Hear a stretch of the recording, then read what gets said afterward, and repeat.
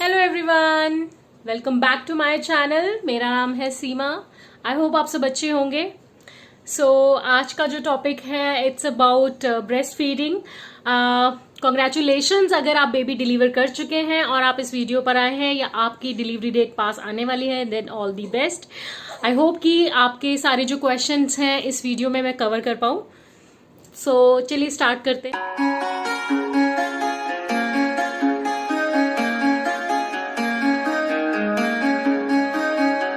हम लोग जब बेबी डिलीवर करते हैं ना, आप लोगों ने सुना ही होगा अपने जो हमारे बुजुर्ग होते हैं घर में उनसे कि बेबी को ब्रेस्ट फीड कराना चाहिए।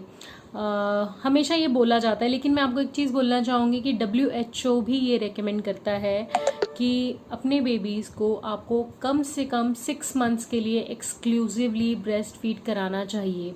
अगर आप ज़्यादा टाइम नहीं करा सकते हैं, अगर आप करा सकते हैं तो आप 1 साल भी कराइए, दैट विल बी गुड। उससे तो बेस्ट है ही नहीं कोई भी चीज़। लेकिन किसी भी कारण से आप नहीं करा सकते तो 6 महीने ज़रूर कराइए, क्योंकि कोई और खाने के लिए आप चीज़ नहीं दें, इवन पानी भी नहीं, कोई लिक्विड और डाइट बिल्कुल भी नहीं होनी चाहिए। तो चलिए हम बात करते हैं पहले बेनिफिट की। तो चलिए फर्स्ट बेनिफिट की बात करते हैं। जो ब्रेस्ट मिल्क होता है ना, स्पेशली जो कोलेस्ट्रॉम होता है, कोलेस्ट्रॉम कहा जाता है जो आपका पीला गाढ़ा दूध होता है डिलीवरी के बाद फर्स्ट जो निकलता है, उसको बोला जाता है कि बेबीज को पिलाना चाहिए। इसमें एंटीबॉडीज, लाइव सेल्स, एंजाइम्स होते हैं जो बेबी के लिए बहुत इंपॉर्टेंट होते हैं उसकी हेल्थ के लिए। कोई भी जैसे बेबीज में आगे जाके थोड़ा इन्फेक्शंस का खतरा रहता है, कोई एलर्जी का खतरा रहता है, तो ये उससे बचाता है बच्चे को। मैं आपको बताना चाहूँगी मार्केट में कुछ ऐसी टैबलेट्स भी अवेलेबल हैं जो कि कोलेस्ट्रॉम की कॉम्पोजिशन से बनी होती हैं। रीज़न बीइंग क्योंकि ऐसा बोला जाता है कि जो बड़े हैं, एडल्ट्स हैं, जिन्होंने अपने माँ का ब्रेस्ट फीड इतना नहीं किया है, उनमें इम्यून सिस्टम कम होता है, तो ये उनके लिए बेनिफिशियल रहती हैं। तो आप खुद ही सोचिए कि जो ये पीला गाढ़ा दूध है वो कितना इंपॉर्टेंट है एक न्यू बॉर्न के लिए। तो ये आप ज़रूर करिए। अगर आप इनिशियल 1 आवर में नहीं पिला पाते हैं तो फर्स्ट 2 और 3 डेज तक वो पीला गाढ़ा दूध जो है वैसा ही आता है, थिक होता है, वो आपको ज़रूर पिलाना है। ये बहुत इंपॉर्टेंट है। नेक्स्ट हम बात करते हैं, देखिए जैसे हमने एंटीबॉडीज़ की बात करी, वैसे ही हम बात करते हैं कि अगर आपका बेबी को आप ब्रेस्ट फीड कराते हैं तो उसका इम्यून सिस्टम भी स्ट्रांग होता है। आगे जाके जैसे कुछ प्रॉब्लम बेबीज़ में बहुत नॉर्मल होता है ईयर इन्फेक्शंस का होना, या फिर कोई डायरिया हो गया, या फिर रेस्पिरेटरी प्रॉब्लम्स हो गई, तो इम्यून सिस्टम अगर बेबी का अच्छा होगा ना तो ये उन सब चीज़ों से बहुत इजीली लड़ सकता है। वैक्सीनेशन होती हैं तब भी देखिए फीवर तो होना ही है, बट फीवर जल्दी ठीक हो जाए, ज़्यादा टाइम के लिए कोई प्रॉब्लम ना आए, तो ये सभी चीज़ें जो हैं वो मैटर करती हैं अगर बेबी को हमने ब्रेस्ट फीड कराया होगा। नेक्स्ट पॉइंट की हम बात करते हैं ओवरवेट की। तो ऐसा बोला जाता है कि जिन बेबीज़ को ब्रेस्ट फीड अच्छे से कराया जाता है, अच्छा मीन्स कि आप 1 साल भी कह सकते हैं, आराम से कराया जाता है, ऐसा नहीं कि हमने थोड़ा टाइम कराया छोड़ दिया, या फिर हम साथ साथ उसको कुछ और भी दे रहे हैं। Exclusively breast feed at least for 6 months, उनको ओबेसिटी नहीं होती है, ओवरवेट नहीं होते हैं वो। जैसे बड़े हो जाएंगे तो ये प्रॉब्लम उनको नहीं रहेगी। देखिए मेनली यही कुछ बेनिफिट्स हैं। साथ में ही जो माँ का दूध होता है वो बेबी अच्छे से डाइजेस्ट कर सकता है, उसमें जो एंजाइम्स होते हैं। किसी भी रीज़न से मैं आपको ये बोलना चाहूँगी, अगर आप बेबी को ब्रेस्ट फीड नहीं कर पा रहे हैं, बॉडी आपकी अलाउ नहीं कर रही है, या आपको कोई और प्रॉब्लम आ रही है, पहले तो आपको यही कोशिश करनी है कि आपको ब्रेस्ट फीड ही कराना है। लेकिन अगर आप नहीं करा पा रहे हैं तो कोशिश करिए कि आप फॉर्मूला मिल्क बेबी को दें इंस्टेड ये जो हम कहते हैं कि गाय का दूध हम दे दें या फिर बकरी का दूध दे दें। रीज़न बीइंग कि देखिए अब अगर एक माँ का दूध एक ह्यूमन बीइंग है, हमारा दूध हमारे बच्चे के लिए ही बना हुआ है। हम अगर किसी और को पिलाने की कोशिश करेंगे तो मे बी वो डाइजेस्ट ना कर पाए, क्योंकि अलग अलग एंजाइम्स होते हैं। इसी तरीके से उसमें भी अगर आप गाय का दूध बिल्कुल इस एज में न्यू बॉर्न के टाइम में देना स्टार्ट करेंगे तो वो प्रॉब्लमेटिक हो सकता है। बाकी अपने आप पीडियाट्रिशियन से इस चीज़ को कंसल्ट कर सकते हैं। इनिशियल स्टेजेस में पाउडर मिल्क इसलिए अच्छा होता है क्योंकि जो पाउडर मिल्क बनाया जाता है ना, जिन्होंने भी, जैसे साइंटिस्ट वो बनाते हैं, वो मदर के मिल्क में क्या क्या कॉम्पोजिशंस होती हैं, क्या क्या न्यूट्रिएंट्स होते हैं, उनकी कॉम्पोजिशन मिला के वो बनाया जाता है। सो इसीलिए मैं आपको यही रेकमेंड करूंगी कि अगर किसी भी कारणवश आप नहीं पिला पा रहे हैं तो प्लीज़ आप फॉर्मूला मिल्क ही ऑप्ट करिए। बाकी आपके जो पीडियाट्रिशियन हैं वो जैसा आपको बताएं वो भी आप कर सकते हैं। लेकिन फिर भी हमने कोशिश यही करनी है कि हम जितना हो सकता है, अगर आप ज़्यादा टाइम ब्रेस्ट फीड नहीं करा सकते, जैसे आपकी बैक एक होती है या आपको नींद नहीं पूरी हो रही है या बॉडी आपको अलाउ नहीं कर रही है, तो आप ऐसा कर सकते हैं कि जैसे आपने एक बार फीड करा दिया बच्चे को, एक बार नेक्स्ट जो आप देंगे वो आप फॉर्मूला मिल्क दे दीजिए। सो आप डिवाइड कर सकते हैं एटलीस्ट फॉर फर्स्ट मंथ, क्योंकि पहले महीने में आपको थोड़ा सा प्रॉब्लम आएगा ब्रेस्ट फीडिंग के लिए।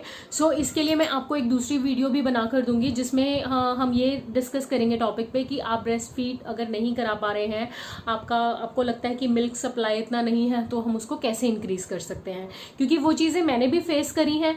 तो जो मेरे लिए चीज़ें हेल्पफुल रही हैं वही मैं आपके साथ शेयर करूंगी। सो अब बात करते हैं हम कि बेबी के लिए तो हमने देख लिया कि क्या क्या बेनिफिट्स हैं, अब हमारे लिए इसमें क्या बेनिफिट है वो भी हम डिस्कस करते हैं। क्योंकि देखिए, वैसे तो बच्चे के टाइम पे ना हम हर चीज़ में मतलब कहते हैं ना निस्वार्थ होके करते हैं चीज़ें, लेकिन अगर हमें ये पता हो कि हमारे लिए और भी बेनिफिट्स हैं तो शायद दिमाग में वो भी आ जाए। क्योंकि कुछ लोगों को मे भी दिमाग में ये भी रहता है ना कि फिगर ख़राब हो जाएगा या कुछ और है, तो शायद उनको ये चीज़ सुन के हेल्पफुल भी लगे। तो पहली चीज़ जो बहुत ही ज़्यादा इम्पॉर्टेंट है वो है क्लोजर रिलेशनशिप आपके बच्चे के और आपके बीच में। तो देखिए, जब आप बेबी को ब्रेस्ट फीड कराते हैं ना, इससे आपके और बेबी के बीच में एक बॉन्ड बनता है, और हर माँ ये चाहेगी कि उसके बच्चे के साथ जो उसका रिश्ता है वो सबसे ज़्यादा अलग होना चाहिए और सबसे ज़्यादा गहरा होना चाहिए। बीइंग अ मदर मैं भी यही सोचती हूँ। जब इनिशियली ब्रेस्ट फीड मैं कराना स्टार्ट कर रही थी, थोड़ा सा चैलेंजेस आते, नहीं करा पाते ना, तो मुझे एकदम से ना रोना आ जाता था कि मतलब मैं इसको ब्रेस्ट फीड नहीं करा पा रही हूँ, मुझे प्रॉब्लम आ रही है।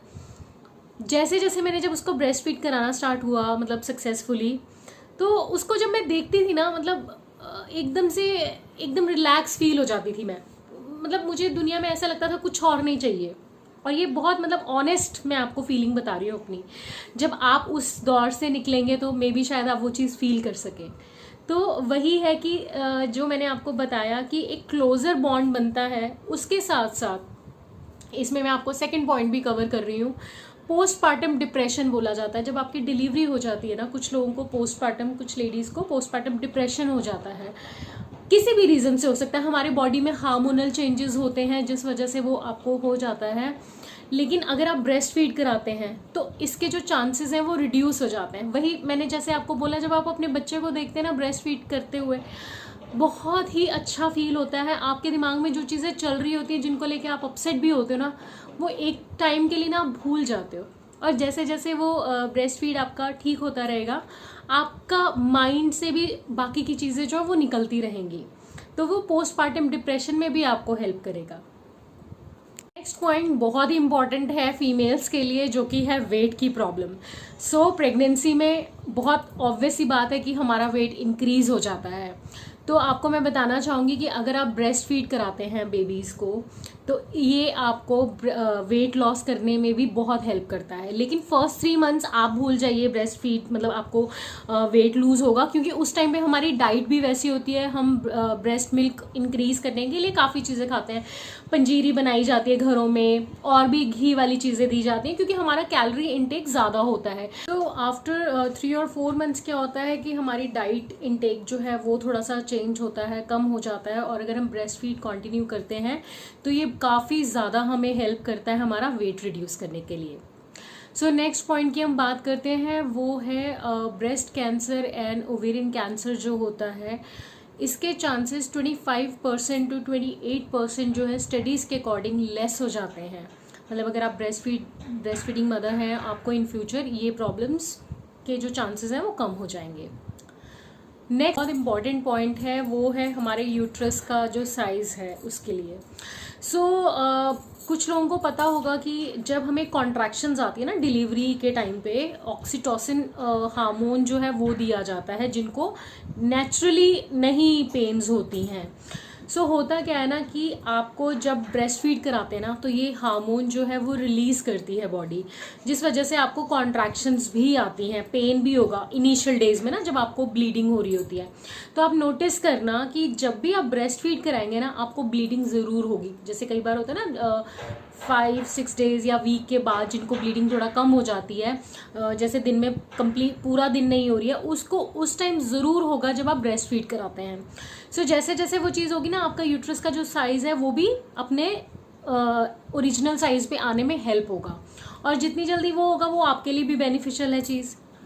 तो देखिए यही कुछ बेनिफिट्स हैं। मेन इंपॉर्टेंट तो मैं पोस्टपार्टम डिप्रेशन की एक बार फिर से बात करना चाहूँगी। अगर मैं अपनी बात करूँ तो मुझे कोई डिप्रेशन नहीं हुआ था, बट येस मैंने सुना है कि काफ़ी लोगों को ये प्रॉब्लम्स आती हैं, क्योंकि वो सिचुएशन ऐसी होती है ना कि देखिए एक तो आपकी डाइट इनिशियल जो डेज होते हैं उसमें हमें खाने को मतलब जैसे रोटी वगैरह नहीं दी जाती है, नॉर्मल एक दलिया हो गया या लिक्विड चीज़ें ज़्यादा दी जाती है। तो कई बार ना ब्रेस्ट फीड कराते हुए क्या होता है ना बहुत भूख लगती है आपको, तो एक ही चीज़ एक ही तरह का खाना या ऐसा खाना खाते खाते ना बंदा वैसे भी फ्रस्ट्रेट हो जाता है कई बार। सेकेंडली क्या होता है कि आप हर घंटे बाद अपने बेबी को फीड करा रहे हैं, आपकी बॉडी कई बार इतना आपको मतलब हेल्प नहीं करती, क्योंकि बॉडी एक भी हो रहा होता है, अलग प्रॉब्लम्स होती हैं, नींद आ रही होती है, रात को भी आपको बेबी को उठ के बार बार फीड कराना होता है, और कई बार क्या होता है कि फीड आ ही नहीं पा रहा होता है। तो ये इन सब चीज़ों की वजह से भी कई बार हम बहुत टेंस हो जाते हैं, कई बार आसपास के जो माहौल ऐसा क्रिएट हो जाता है कि उससे भी प्रॉब्लम्स हो जाती हैं। और हम जैसे मैंने आपको बताया था कि मतलब प्रेगनेंसी के टाइम पे हमारे दिमाग में बहुत चीज़ें चल रही होती है, हम बहुत अपसेट हो जाते हैं हार्मोनल चेंजेस की वजह से, वैसा ही कुछ इस टाइम पे भी होता है।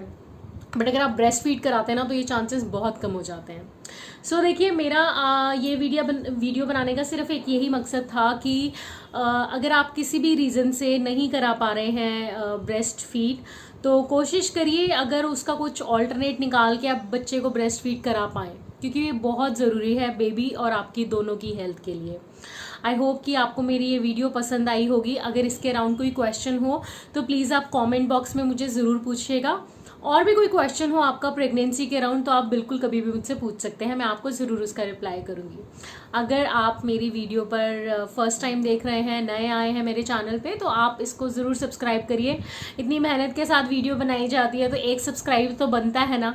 मिलते हैं मेरी नेक्स्ट वीडियो में, तब तक के लिए घरों में सुरक्षित रहिए, अपना ध्यान रखिए। Bye bye, stay safe.